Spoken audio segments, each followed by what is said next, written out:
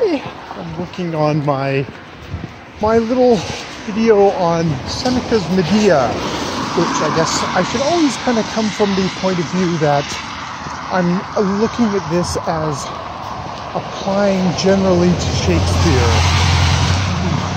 Last year, I looked at Shakespeare's contemporaries and sort of what kind of a context Shakespeare was in.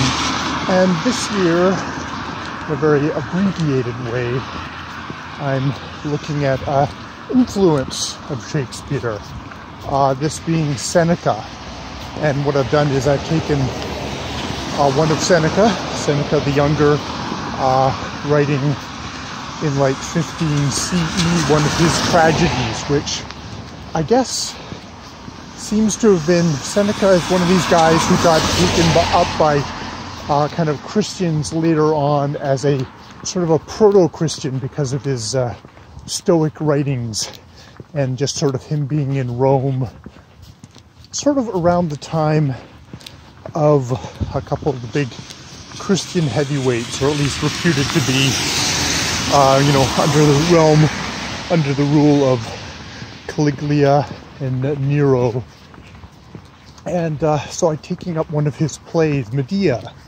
Medea of Jason and the Argonauts. She helps Jason. And then Jason, amongst the Corinths, has decided, or the king has decided, he seems very passive and kind of weak in this play, to abandon her and to marry someone else, and for all the guilt to fall upon her for her foul deeds, all of which she did to help him gain the golden fleece. And she sort of vows revenge, has